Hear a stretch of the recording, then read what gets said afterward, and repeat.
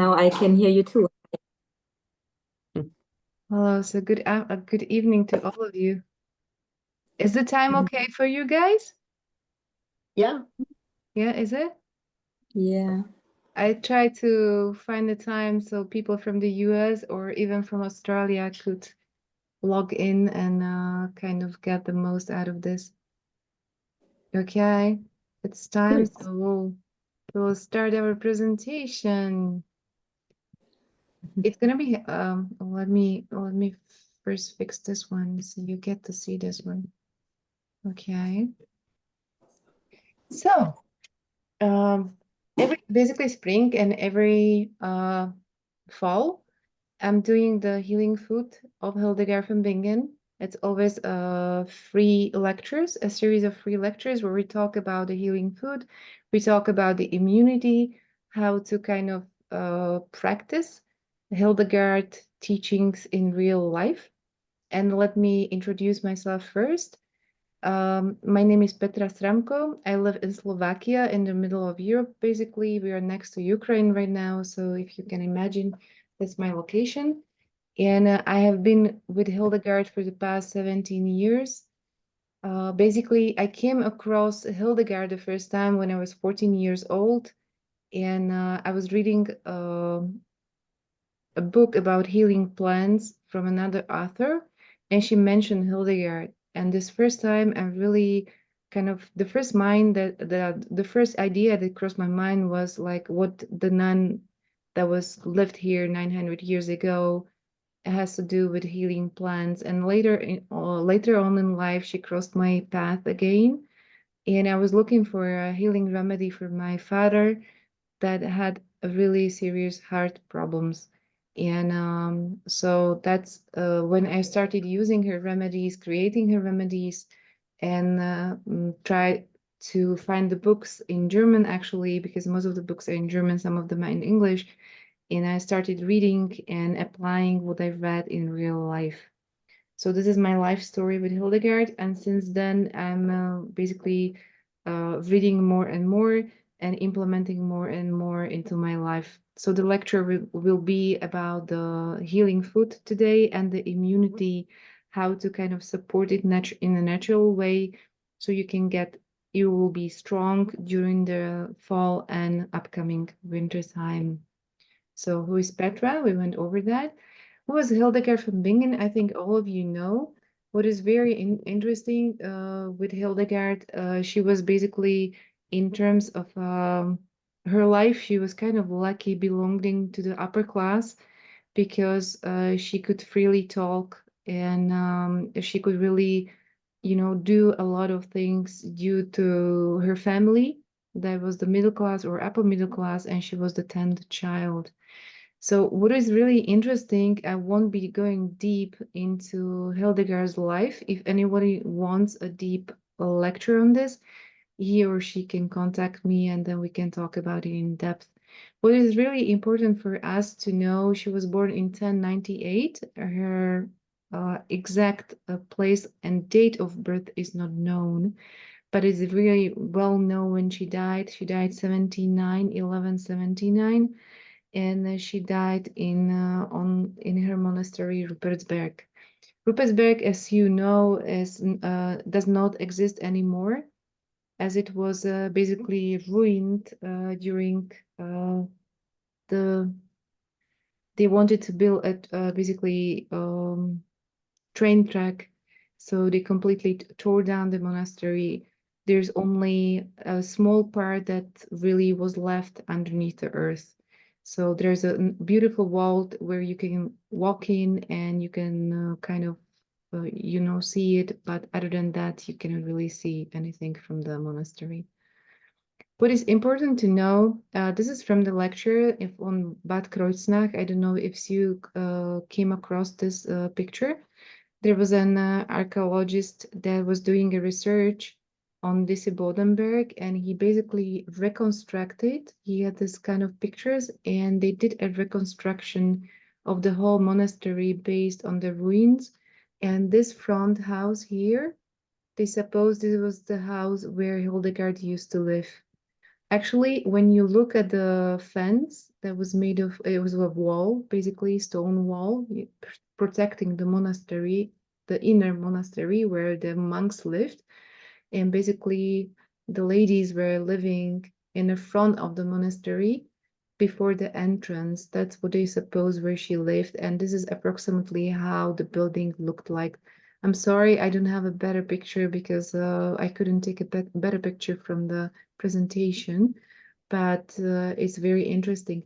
Also, I was sharing today in the book, in our group, in a Facebook group, a link because there's a German company that actually did a reconstruction of these buildings in a form of 3D.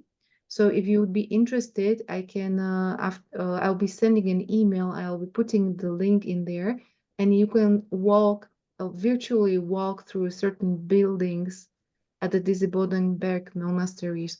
Just make sure that you switch the language to English because I think there are 4 languages available.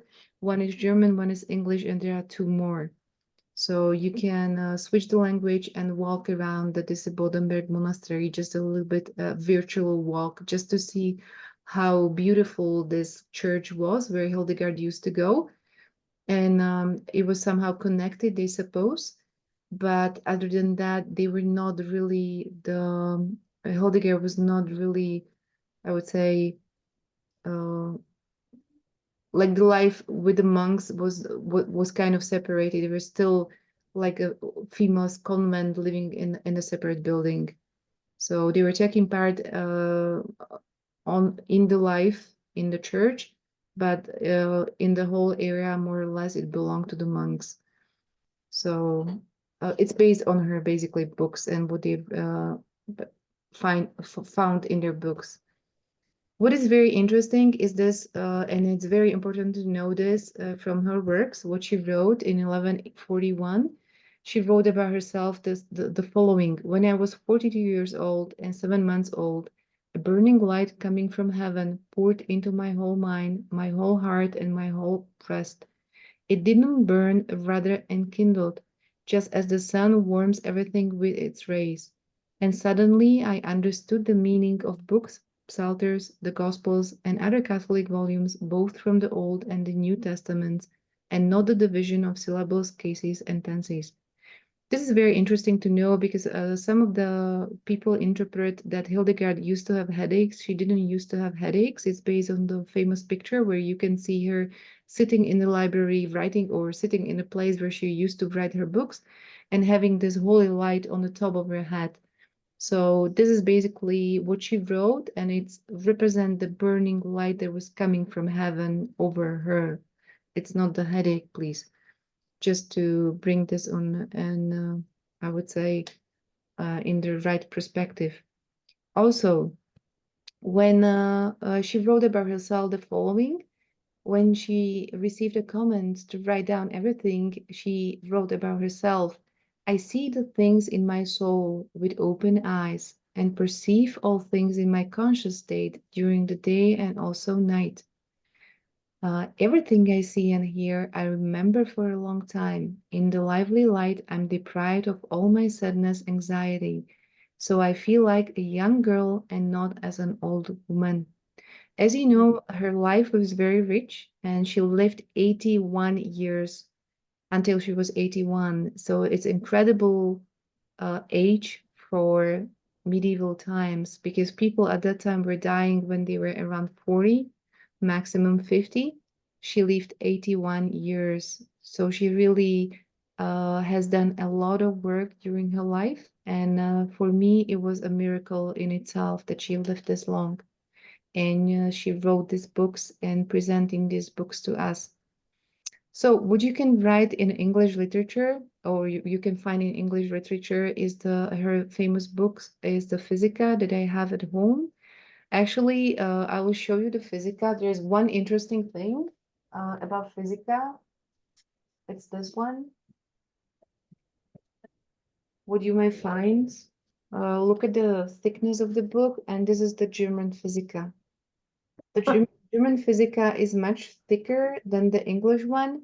The English one was written by Priscilla Troop, Actually, when I'm writing my post on Facebook or writing anything about Hildegard, I use the German original from her existent monastery, and I try to translate as best as possible. And some of the books in this Blue Physica I've written in a little bit different way. I'm not saying it's a bad book or anything. I think it's a nice introduction into her works, actually about the nature, because it does have parts about plants, elements, trees, stones, fish, birds, animals, reptiles, and metals. So it's a very nice introductory book, but just please make sure that you crisscross the information once in a while. Maybe the Priscilla used a different manuscript to translate this book. I don't know.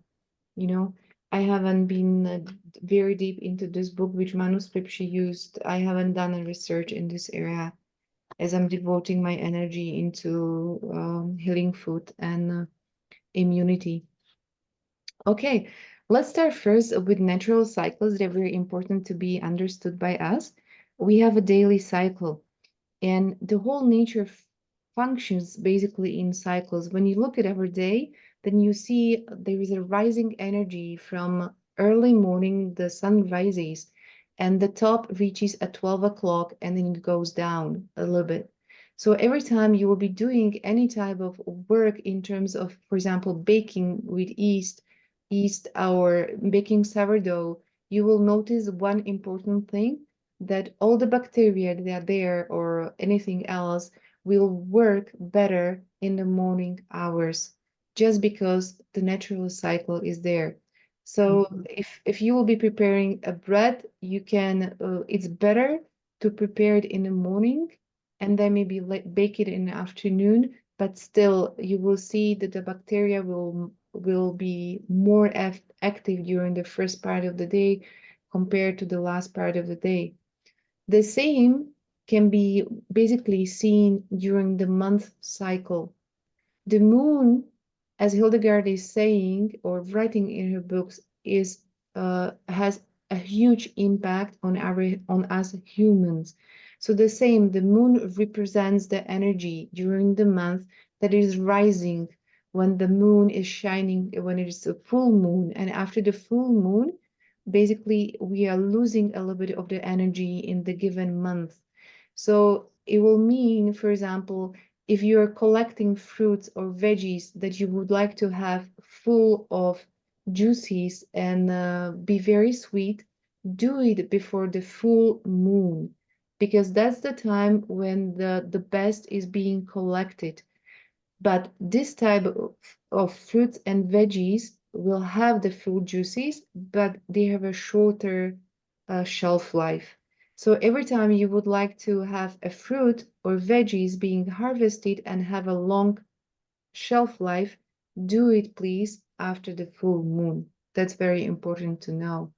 There are also specialties about, when to seed your seeds, etc. But we won't get into that. That is a very important information for people that like to, go into the garden and are connected with the nature, have the ability or have the chance to plant their own food in the gardens. And the same basically cycle you can see during the year. You can see that early from the springtime, the energy is rising high, reaching its top in the summer. And since the summer reaches its top, the energy in the nature is slowly coming down to the fall, as we are right now in the fall. And after the fall, it's basically diminishing and hiding in earth. Also about the energy of our Earth, it's important to say that Hildegard writes that during the summertime, the Earth is basically cold, and during the wintertime, our Earth is warm inside. And it is because you need to preserve the seeds and everything what the Earth hides for us for the next season. So that's why it's being done this way. So we went over the year. What about our immunity and viriditas? Our immunity is basically also, I would say, uh, goes hands in hand with the natural cycles I was talking about right now. So our immunity really gets influenced by the nature and the natural cycles. It doesn't mean, though, that our immunity would be low in fall and winter as long as we take care of it. Taking care of it, meaning that we will be using the best fruits and the best vegetables for us to support our body during the winter time. Does anyone know about the term viriditas? Does any of you know about the term viriditas? What does it mean? Yeah, I've not heard of it. yeah.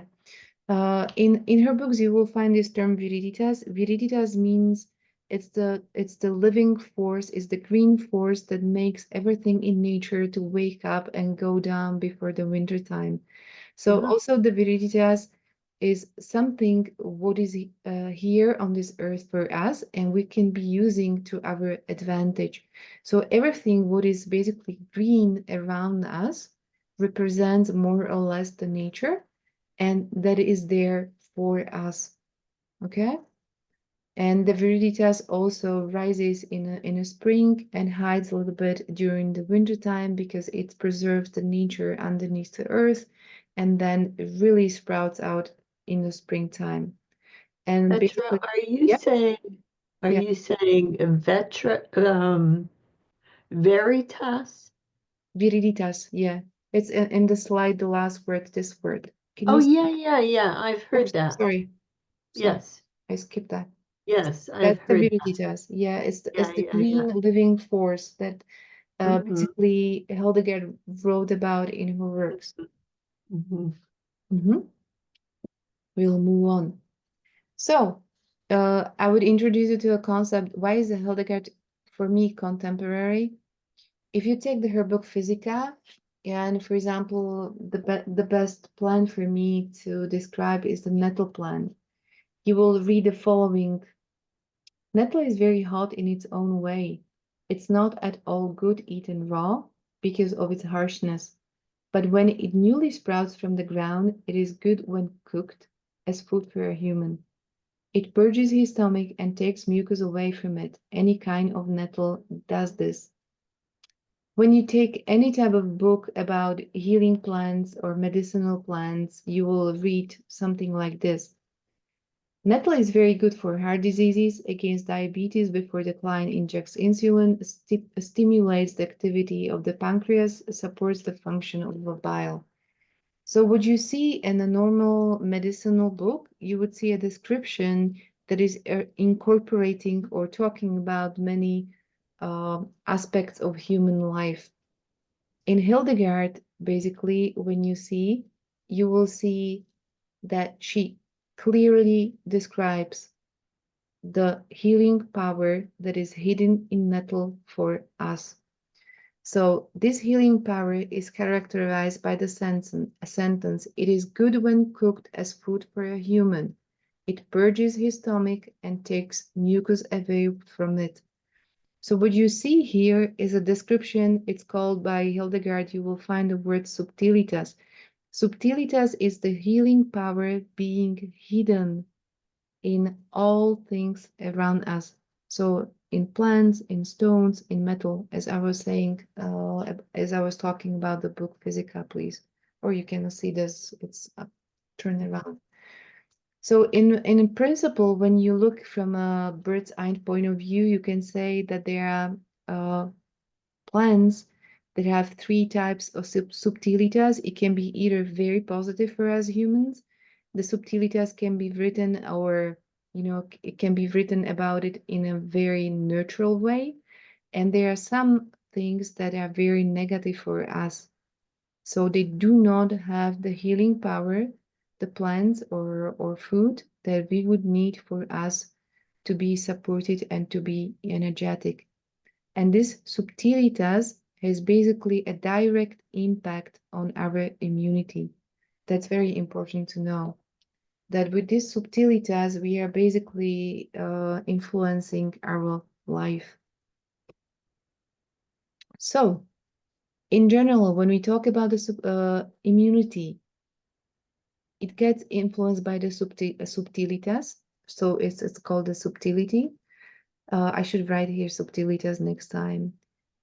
Also, it depends on the origin of the food. A lot of times when you basically grow up in a certain environment, then your body genetically or your ancestors were living in a certain area, and for a certain amount of times, for 50, 100 years, you have been using or eating the food from the area. I would like to mention here a very important or very interesting thing from a Chinese medicine.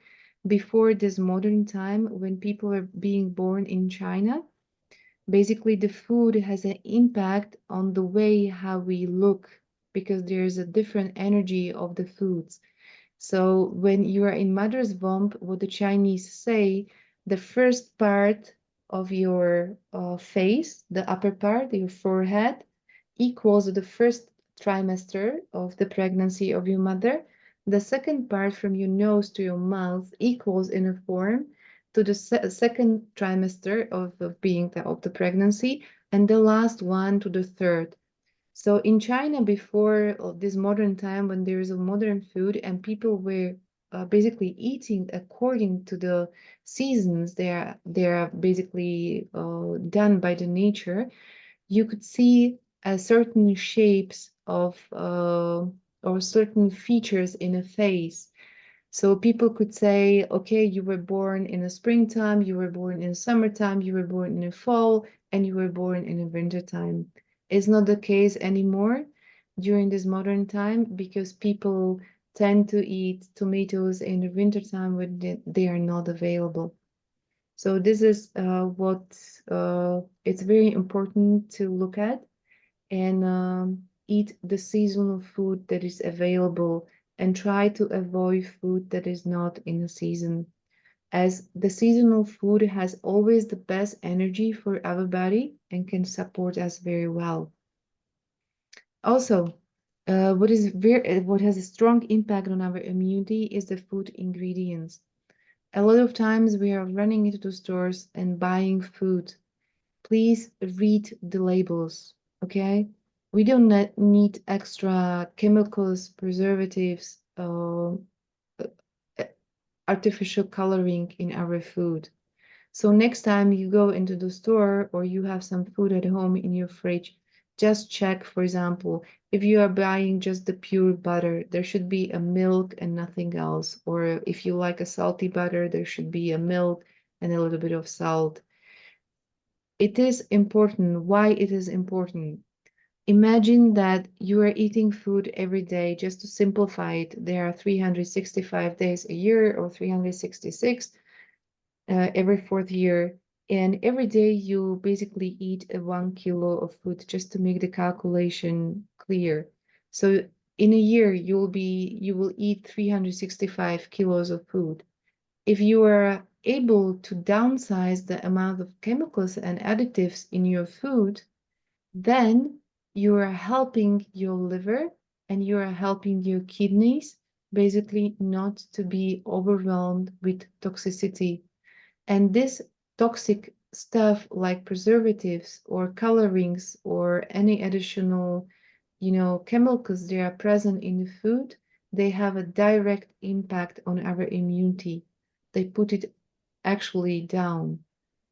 So it's very important for us to understand this concept, and to look for the best food without preservatives and without artificial colorings and additives in our food.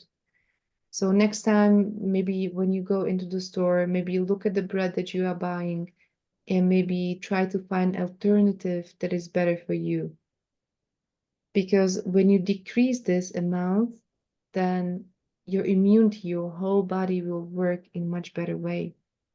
Is especially we will see this in kids, like the portions. A lot of times we humans or we adults buy for the kids something sweet, and piece here, piece there, and when you think that the kid has a 20 kilos and the adult has 80 kilos, then for example in a piece of chocolate there is too much sugar for the kid, so the people or the kids tend to react to the sugar amounts.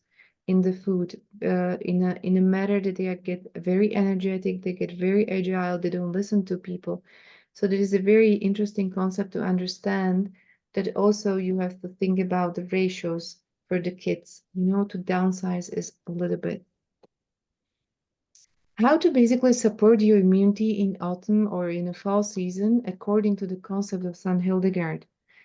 Well, this has been basically watched by me over the seasons. I have 3 kids. The oldest one is 18, the middle one is 16, and the youngest one is 13. So when they were growing up, I really understood the concept of immunity in their life, and what Hildegard was writing in her books, I was applying slowly in our lives. It's very important to move regularly every day in the nature. So if you have a park next to your house, or you can go into your garden, just move around. You should be looking for opportunities to move. For example, if you are a person that is traveling, commuting by car, but you don't have the opportunity to go into the nature, what you can do is look for the opportunity to move. For example, I used to have my office on the fifth floor. On the seventh floor, we had a second office, so I never took elevator. I always took the staircase. Simply try to move as much as possible. What's the healthiest movement, as Hildegard is writing in her book, is after the dinner time, around 6 or 7 o'clock, you should go for a brisk walk in the duration of maybe 20, maximum 30 minutes. That's what she's writing in her book. That is very healthy habit of going outside. It will help your body to digest your food. It will relax basically you will get more oxygen into your body. It will prepare you for the night to come and go into bed. We should be eating the food with positive subtlety, as we were talking about before. What you can also do, you can prolong the cooking time in fall, because as we are cooking, we are using the energy or the element of fire, so the heat. We are trying to get more energy, more heat into our body. How you do that is simply you prolong the cooking time. You might start using more often pressure cooker or the oven, simply anything where you can get additional energy from the element of fire. Also, the third step you can make for yourself to strengthen your immunity is to take care of your soul. So for people that do believe in God, it means that you can devote more time to a prayer. For non-believers, it's a relaxation. It can be any type of exercise they like to do, a yoga, meditation. And it's very important for us to be present and to notice the beauty around us. Because every time there's a beauty around us, it's maybe a small flower, maybe it's a small, a beautiful bird that is passing by. Just try to be present and notice the environment. It's also very important. What is a very strong impact on our immunity is the rhythm of the day, meaning you should be, as Hildegard is saying, having enough sleep, also work, but also rest. The sleep deficiency has a direct impact on our immunity and is making our immunity weak.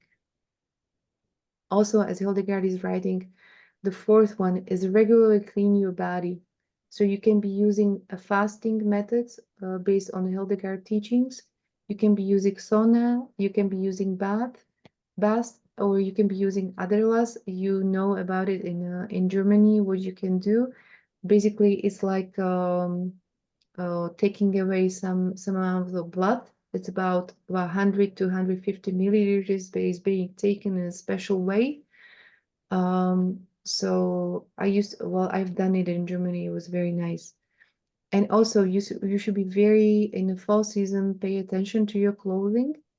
So every time when we are changing the season, especially going from warm season into the cold season, just make sure that your head is covered by your head or anything, you know, anything that you like on your head. The middle part of the body should be also covered so the cold air cannot get in, and also your feet should be warm. If you keep this having warm head, having warm middle, and having warm feet, your immunity will be strong enough to fight the infections on anything else. What is a modern science approach to immunity? Well, they are saying that you should have a vitamin D, enough of it. It's enough to be on the sun exposed daily for 10 minutes to have enough vitamin D. And they are also talking about the intestines and their impact on our health. Right now there's a very large research about the bacteria in our intestines, and they are trying to link the bacteria that live in our intestines to the types of disease. But what we can do about the bacteria in our intestines, we can feed them or grow them by our food. So next meeting, yeah, I'm thanking for your attention because we have some minutes to go to the end. I don't know how many, I have to look at it. We have 7 minutes to go. So we get to see each other next time and we'll go deep into food. This was just an introduction so you understand the basic concept. And the next meeting will be on the 10th at the same time. And I will, after this meeting, I'll be sending out the recording. So if you'd like to share the recording with someone, just go ahead and share it. My question right now, are there any questions from your side? I would like to answer anything you asked me. My mother was from Slovakia. Wow. Yeah, Vanko, because I could tell by the end of your name you're a Slovak. Huh? So I thought, oh, That's wonderful. yeah, I think their family lived in Cheb or Seb, It's and yeah.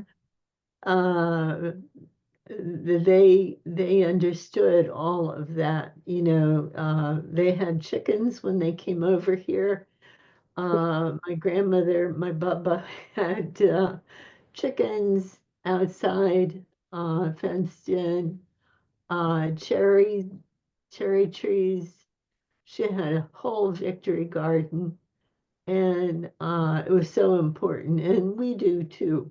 I'm 75, going on 76, so Wow. 5 years away from Hildegard. um, she impressed me a long, long time ago with Matthew Fox in his books. Okay. Um, I haven't read those. I might get oh, some copies and I'll just read I them. think he's in love with Saint Hildegard. Okay, as much as I am, I hope so. I love her for basically the simplicity of her teachings Yes, because yeah, it's explained very well in an easy manner, and you see the deep concepts there and relationships. I love her for yeah. that. Yeah. She told popes off and bishops off Yep. with She no problem. she was a strong woman. Yeah, When you imagine that it was done in 12th century, it's unbelievable. I know. She I could have know. been burned as a witch, basically. Yeah. It started a little bit later, but still, I think she was not loved by certain people being so direct and being so, you know, Mhm. strict in a sense of morality and everything else based on Yeah. the Bible. Yeah. Thank you, This is Susan. wonderful. Yeah. The Thank only thing that I would add is have a wrap around your neck. My mother always told me keep your neck warm in the winter. And now my physical therapist yeah. says the same thing. She always says to keep your neck warm. Yeah, but So yeah, I'm exactly. haunted by my mother. That's interesting. Yeah, covering when we change the seasons, it's very important just to cover the Yeah. main, like the head and your middle part, also your neck and also your feet. If that stays like warm, then Uh-huh. your body will make it through the season without, sneezing or anything else. Just Mhm. to be really aware of this fact. That just to have the jacket always with you or some kind of vest or anything. Thank you, Susan. Very nice. Is there anyone else that would like to add something? We have like, I have a question, sure. Petra, about heat and cooking vegetables. Okay. When I learned to cook, I understood that it was nutritionally good not to overcook your veggies. And a lot of Okay. times we get served vegetables that are only sort of, they're basically underdone now. And Yeah. I'm wondering if what Hildegard was speaking about had anything to do with the fact that heat sources were uneven and it might have taken longer to actually get anything Uh, cooked. yeah, actually, she wrote a sentence that all the food that a human is eating should be treated by fire. There are certain exceptions, but there are just a couple of foods that can be eaten raw without doing any harm, or I would say without having any impact on the human body, negative impact in these terms. So So how do you juggle these pieces of information? You're giving us the medical version and then you're giving us the medieval version. And I'm no, curious, I'm always using this book. So if well, she wrote, in your talk, you showed us what contemporary science says about it yeah, and then say what medieval or what she says about it. And when you're practicing this, how do you juggle those two things? okay, I always go by Hildegard. Okay. I look at the modern science, but it's like this one. You take a simple thing like a strawberry, and the modern science will tell you because there's a lot of vitamin C. So what they do, they basically take apart every fruit or every vegetable, saying there's enough, I don't know, maybe a high level of vitamin C. I'm just right now, I don't know what the strawberry is right now in a science point of view. But for me, if Hildegard talks about a strawberry and says that it's collecting bad humors from Earth and is not good for you, that's for me the source of the information. So we are not eating strawberries at my house, or Okay. very Okay. rarely. We have, ladies, I'm sorry, we have 1 minute to go, so it cuts it off. It cuts it off. Thank you. So have a wonderful evening. I'll be sending a recording. If you like, just, pass on the recording to someone else. They can also listen to it. And we will get to see each other at 10:10. And, just get ready with your questions and I will try to answer as best as I can. So have a beautiful evening and see you soon. Thank you, Bye. Petra.